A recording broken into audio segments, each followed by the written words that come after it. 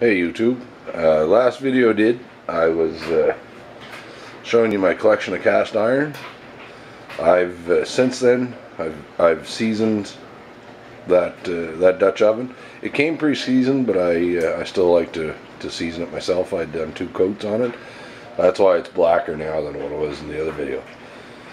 Anyway, this here just to show you what I got in it. That's a 9-pound Meat King chicken. Yeah, friends of ours grew that. We don't grow Meat Kings here ourselves. It's something I want to get into, and I just got to take the time and build a piece onto my coop so I can raise some Meat Kings through the summer to put them in the freezer for winter.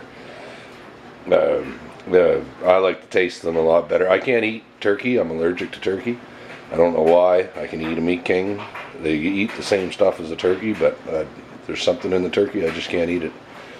Anyway, I'm going to do the chicken and potatoes and carrots, and I'm going to make a cornbread, and I'm going to try and get some videos of making the cornbread for you. Alright, chicken's done. I'll lift the lid off here for you. You take a look. That's I'm guessing that's not going to taste too bad.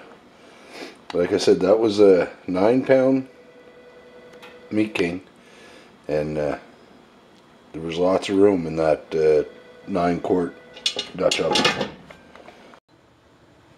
Now there's the recipe I've found online for cornbread, making it in a cast iron skillet. I'm not going to claim fame to this, and I ain't going to give the name of the company that does it, but you can find it online pretty easy. It's one of the ones that's got a video with it. If you punch in cast iron cornbread recipe, it should come up within the first page there. So anyway, I'll let you.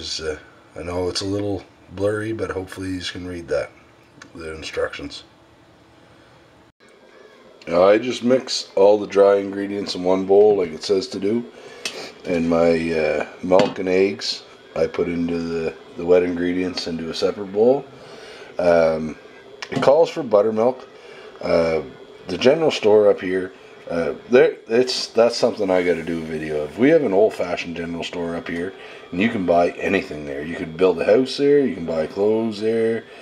Your groceries, stuff for working on chainsaws, plumbing, electrical, everything. You can buy everything at this little store, and it is an old-fashioned general store. If you want to go and get 2 pounds of cheddar, they'll cut her off the big block and give you 2 pounds of cheddar. If you want bologna, ham, whatever you want, the meats, they have them there.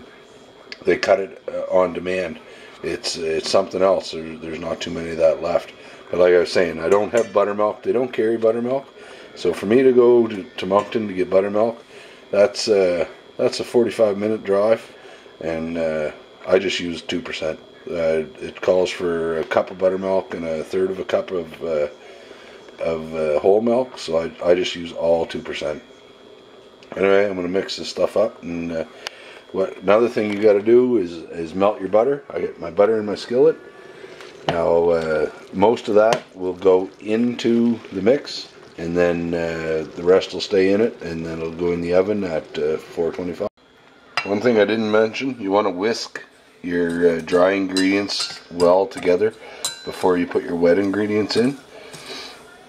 All I'm going to do here is I'm going to dump the wet ingredients into that, mix it up, and then like I said, the butter, about 1/8 of the butter is going in with the batter, and the rest of it staying in the skillet, and then it's going in the oven at 425, and it's going to bake for 20 minutes, I think.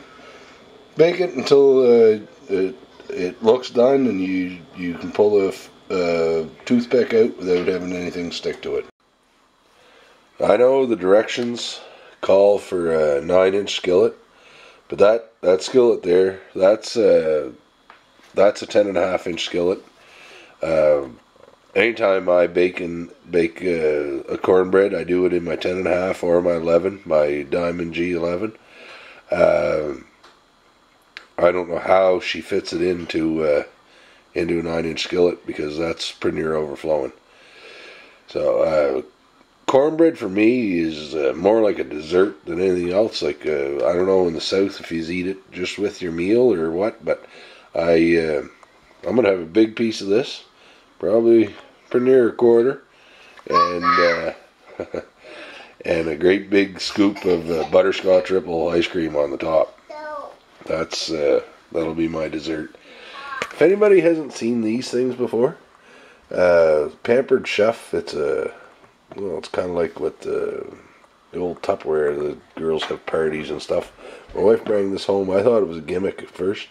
It's for boiling anything, potatoes or pasta or anything like that.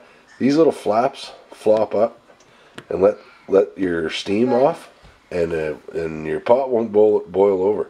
I know they say put a wooden spoon across it and all that. I've tried all that. It'll still boil over. For me, anyway. I don't know about you, but this here, this works really good. Anyway, thanks for watching and have a good